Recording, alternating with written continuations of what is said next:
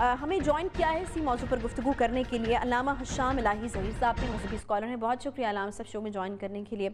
علامہ صاحب میں سب سے پہلے یہی جاننا چاہوں گی کہ ریاست مدینہ کے حوالے سے بہت بات ہوتی ہے، اور جب سے یہ عمران خان صاحب کی حکومت آئی ہے تو ہم دیکھتے ہیں کہ ان کی یہ خواہش ہے، اور وہ اس خواہش کا اظہار بھی بار بار کرتے ہیں، اور وہ کہتے ہیں کہ انہیں ریاست مدینہ کی طرز پر ایک ریاست جو ہے وہ قائم کرنی ہے. تو کیا ہے آپ کے خیال میں ریاست مدینہ کا بنیادی تصور کیا ہے جس سے ہم سمجھ سکیں کہ یہ چیزیں یا یہ اقدامات جو ہیں وہ ہوں گے تو مدینہ جیسی ایک ریاست قائم ہوگی؟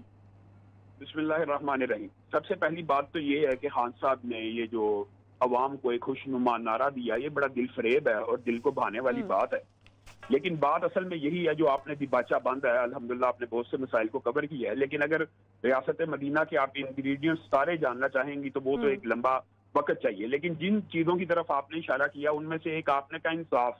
ریاست مدینہ کا جو بنیادی ماڈل ہے وہ انصاف ہے. پہلے دن خان صاحب کی باتوں سے اتفاق ہے اور بات سے کلی اختلاف ہے. خان صاحب کی ابھی آپ نے تقریر کا ایک کلپ چلایا، اس کے اندر خان صاحب نے کہا ریاست مدینہ ایک دن میں رسول اللہ نے نہیں بنائی. یہ بات تو سراسر غلط ہے. ایک ہی دن میں رسول اللہ صلی اللہ علیہ وسلم نے ریاست مدینہ کو قائم کر کے دکھا دیا. بنو مخدوم کی فاطمہ نامی عورت نے چوری کی، آپ کے پاس سفارش لے کے بڑے بڑے لوگ آگے. رسول اللہ صلی اللہ علیہ وسلم نے کہا تم بنو مخدوم کی فاطمہ کی بات کرتے ہو، اگر حسنین کی والدہ میری نور نظر میری لقتے جگر اگر وہ بھی چوری کرے، لو ان فاطمہ بنت محمد سرقت لقطعت یدہا، میں محمد صلی اللہ علیہ وسلم اس عظیم بیٹی کے ہاتھوں کو بھی کاٹ ڈالوں گا. تو ریاست مدینہ تو پہلے دن بن جاتی ہے. آپ کی تو پارٹی کا نام بھی تحریک انصاف ہے. آپ کی ناک کے نیچے کرپشن کے کیسے کیسے سکینڈل ہیں اور آپ ان سے صرف نظر رکھے ہوئے ہیں. تو گویا آپ نعرہ تو ریاست مدینہ کا لگاتے ہیں، اور جنہوں نے ریاست مدینہ بنانی ہوتی ہے نا، یہ یاد رکھیں وہ ایک ہی دن میں بنا بھی سکتے ہیں. آپ نے ہمسایہ ملک افغانستان میں ایک ہی دن میں اسلامی ریاست کو قائم ہوتے ہوئے دیکھ لیا، اگرچہ وہ ریاست مدینہ کے خطوط کی طرف چل رہی ہے. لیکن یہاں پہ ایک بات اور میں کہنا چاہتا ہوں، بنیادی طور پہ ہمارا جو کلچر ہے معاشرے کا وہ بھی بڑا عجیب ہے. جیسے ابھی آپ نے بات کی کہ لوٹ مار ہے، فریب ہے، دھوکہ ہے. کیا آپ ریاست مدینہ کا یہ انگریڈینٹ بھی نہیں لے سکتے؟ آپ کو اس بات کے اوپر کیا اعتراض ہے کہ اگر کوئی قاتل ہے، اس کو جو قتل کرتا ہے تو آپ اس کو سزائے موت دے دیتے ہیں، پھانسی لگا دیتے ہیں. کوئی ریپ کرتا ہے اس کو سزائے موت دیتے ہیں. لیکن اگر آپ اس کو اسلامی سزا کہہ دیں گے، یا اگر آپ اس کو نظام عدل کے تحت یا اسلامی قوانین کے تحت اگر آپ کہیں گے نا کہ سزا دو، تو اچانک ایک مافیا کھڑا ہو جائے گا جو اسلامی ریاست اور مدینہ کی ریاست کے راستے میں سب سے بڑی رکاوٹ بن جائے گا کہ کیپٹل پنشمنٹ نہیں ہونی چاہیے. آپ مجھے بتائیں کہ اسلامی ریاست کیا نظام عدل کے بغیر، نظام انصاف کے بغیر، اللہ کی حدود کو قائم کیے بغیر بن سکتی ہے؟ ایک وہ چور جو لوگوں کا مال تو لوٹتا ہے، وہ ڈاکو جو لوگوں کی عزت کے در پہ ہے اور ان کو گولی مارنا چاہتا ہے، اور اگر اسلام کہتا ہے کہ اس کو سزائے موت دے دی جائے، اس کے ہاتھ کاٹ دیے جائیں، جو بچوں کا اغوا کرتا ہے، جو بچوں کا گینگ ریپ کرتا ہے، اس کو پھانسی پہ لٹکا دیا جائے، تو اگر آپ لٹکائیں گے نہیں تو آپ ریاست مدینہ کے نعرے میں جھوٹے ہیں. دوسری بات یہ ہے کہ ہمارے معاشرے کے اندر یہ جو ہم یہ سمجھتے ہیں شاید ریاست مدینہ اس چیز کو کہتے ہیں کہ جس کے اندر صرف نظام صلاۃ ہے. ہاں، نظام صلاۃ ایک اہم رکن ہے، نظام زکوٰۃ ایک اہم رکن ہے. لیکن جو آپ نے اشارہ کیا معیشت کی طرف، کیا آپ یہ سمجھتے ہیں کہ ریاست مدینہ بغیر معیشت کے تھی؟ رسول اللہ صلی اللہ علیہ وسلم نے مدینہ کے اندر سب سے پہلا کام مسجد النبی بنانے کے بعد اگر کوئی کیا تھا تو مسجد النبی کے ساتھ ایک متصل بازار قائم کیا تھا. اسلامی معیشت کے اصول اور خد و حال طے کیے تھے کہ اسلامی معیشت کن اصولوں پہ ہوگی. اسلامی معیشت میں سود نہیں ہوگا، اسلامی معیشت میں جھوٹ نہیں ہوگا، ناپ تول میں کمی نہیں ہوگی. اور ایک بات عجیب ہے کہ ہماری ریاستیں باہر سے یہ کیپٹلزم، یا اب ہم نے ہمارے دور میں ہم نے سرمایہ دارانہ نظام میں آنکھ کھولی ہے. ہم تو تعلیم برائے مادیت لینے والے لوگ ہیں. ہم تو تعلیم اس لیے حاصل کرتے ہیں کہ کچھ پڑھ لیں تو کچھ ٹکے کما لیں.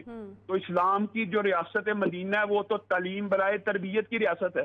تعلیم برائے مادیت یا حصول مادیت تو ہے ہی نہیں اسلام میں.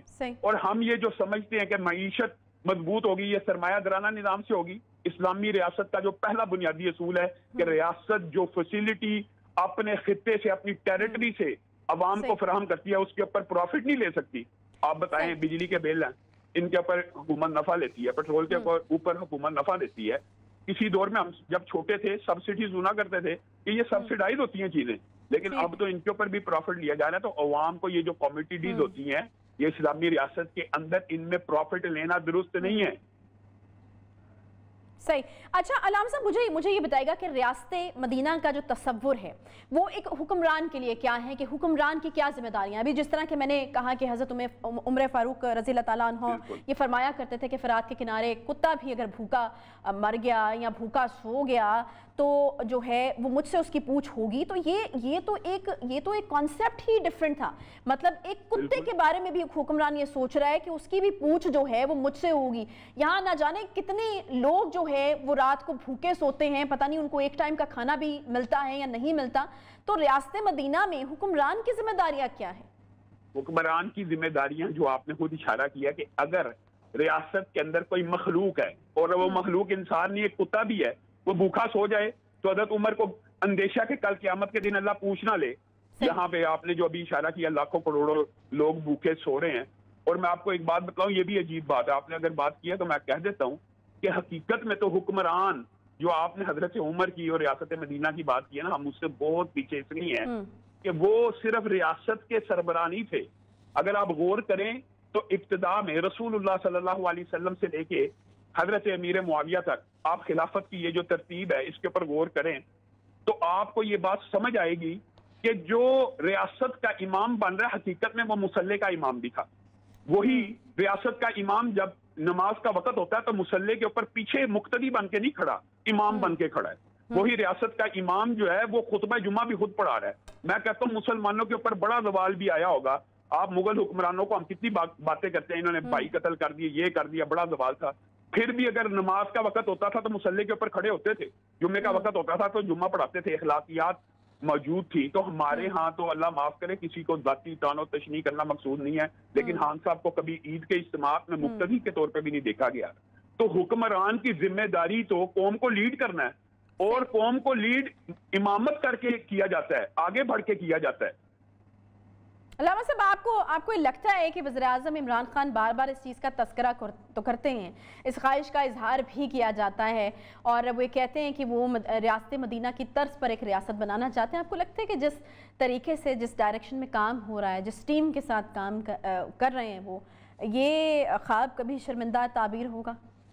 खान साहब का ये जो नारा है इससे हमें कुल्ली तौर पे इत्तेफाक है और ये पाकिस्तान की बुनियाद के अंदर एक आपको पता है कि नजरिए की हैसियत रखता है कि हमने ये रियासत ली ही रसूलुल्लाह सल्लल्लाहु अलैहि वसल्लम के निज़ाम को इस धरती के ऊपर नाफिज करने के लिए ली थी।